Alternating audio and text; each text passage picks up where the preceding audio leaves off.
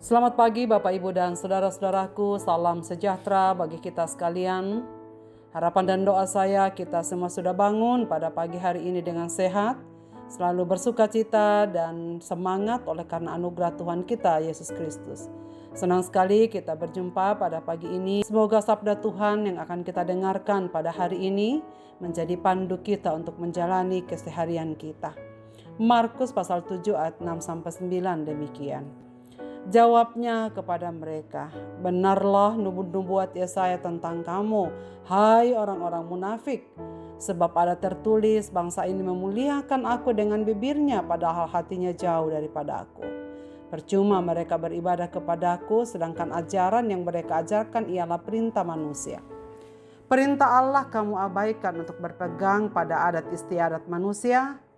Yesus berkata pula kepada mereka, "Sungguh pandai kamu mengesampingkan perintah Allah supaya kamu dapat memelihara adat istiadatmu sendiri. Lain di bibir, lain di hati." Saudara-saudaraku, pendengar renungan pagi yang dikasihi Tuhan, menurut Mokhtar Lubis, salah satu ciri manusia Indonesia adalah hipokrit alias munafik. Lain perkataan, lain pula yang dilakukan. Lain di bibir, lain pula di hati. Itulah kira-kira gambaran orang yang munafik. Apa yang tampak dibuat di luar sedemikian baik, tetapi bisa yang tersimpan di dalam hatinya membusuk. Rombongan orang Farisi dan ahli Taurat menemui Tuhan Yesus untuk mempertanyakan tindakan murid-muridnya. Murid-murid Tuhan Yesus dianggap tidak hidup menurut adat istiadat nenek moyang. Adat mana yang dilanggar?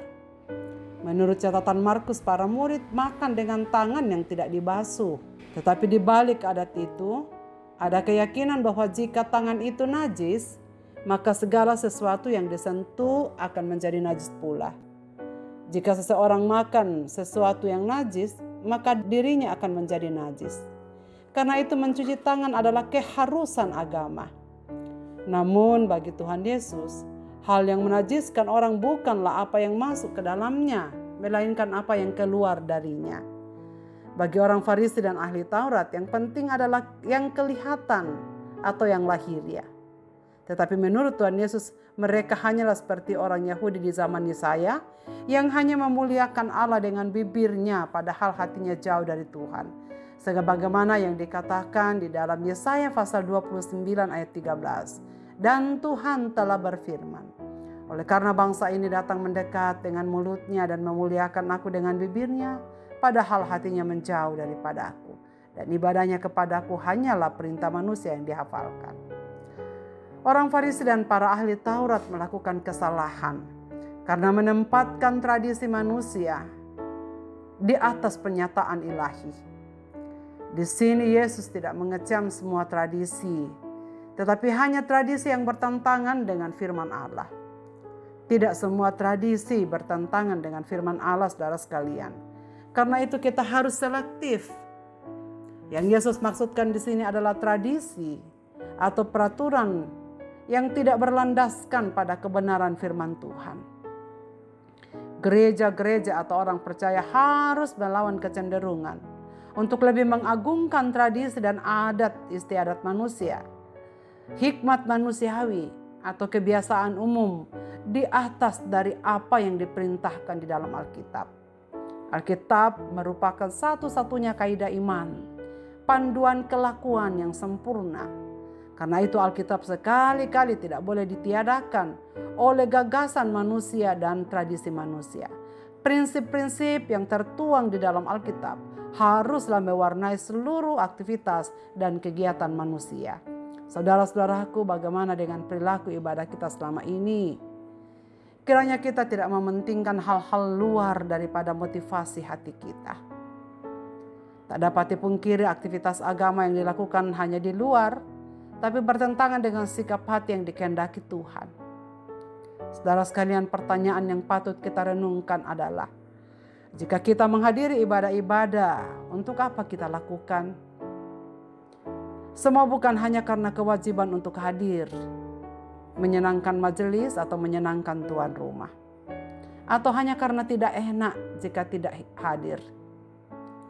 Jika kita menyanyikan nyanyian rohani, untuk apa kita menyanyikannya?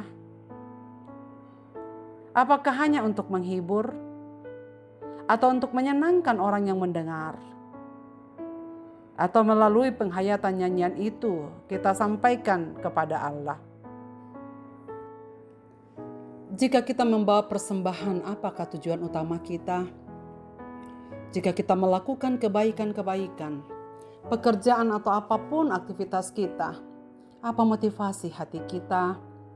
Semoga bukan untuk mendapatkan pujian dan predikat dikenal sebagai orang baik.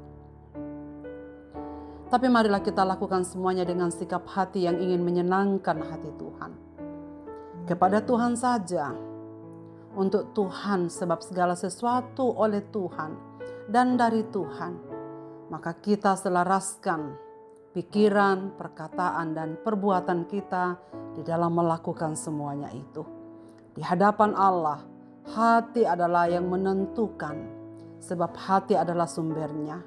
Karena itu segala perbuatan dan perkataan haruslah dilakukan dengan sepenuh hati, bukan hanya di bibir, lain di hati. Marilah kita berdoa. Bapa di sorga, Bapa di dalam nama Tuhan Yesus Kristus, terima kasih banyak karena firman-Mu mengoreksi hati kami pada pagi ini. Tolonglah kami ya Tuhan supaya melakukan segala sesuatunya untuk kemuliaan Tuhan, bukan untuk kemuliaan pribadi kami. Tuhan, tolonglah kami supaya segala sesuatu yang kami lakukan dalam hidup ini adalah selaras dengan perkataan-perkataan-Mu. Kiranya tradisi-tradisi, adat, dan kebiasaan manusiawi kami tunduk kepada otoritas firman-Mu. Agar semua yang kami pikirkan, semua yang kami lakukan berkenan kepada Tuhan.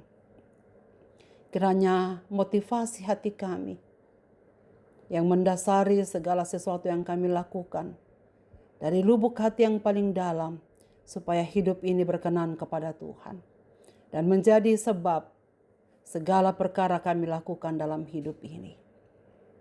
Ya Bapa di sorga, hamba-Mu berdoa untuk segenap pendengar renungan pagi ini dimanapun mereka berada. Dalam segala perkara hidup mereka, biarkanlah Engkau yang ditinggikan dan dipermuliakan. Dalam segala aktivitas yang kami akan lakukan sepanjang hari ini, biarlah motivasinya hanya satu, ingin berkenan kepada Tuhan, menyenangkan hati Tuhan, lebih daripada ingin menyenangkan sesama, apalagi untuk menyenangkan diri sendiri. Biarlah Roh-Mu yang terus-menerus berbicara kepada kami, agar segala sesuatu yang kami kerjakan dalam hidup ini menjadi persembahan yang berbau harum di hadapan Tuhan. Apapun persoalan umat-umat-Mu yang sedang dilakukan sekarang ini, yang sedang terjadi, Tuhan tolonglah mereka. Mereka yang sedang kesulitan karena perkara ekonomi, masalah dengan pekerjaan, kesulitan mencari nafkah, Tuhan bukalah jalan. Mereka yang sedang berduka, hapuslah air mata mereka ya Tuhan, hiburkan. Mereka yang sedang ditimpa berbagai-bagai persoalan kehidupan, kuatkanlah mereka untuk tetap tegak berdiri di hadapan-Mu Bapa, mengingat Dikau, bersandar kepadamu di dalam segala perkara. Lalu tuntunlah kami sepanjang hari ini, supaya segala yang kami lakukan adalah yang tepat menurut pemandangan Tuhan. Di dalam dan demi nama Yesus Kristus Tuhan dan Juru Selamat kami berdoa. Amin. Selamat beraktivitas Bapak, Ibu, dan saudara-saudaraku. Tuhan Yesus memberkati kita sekalian.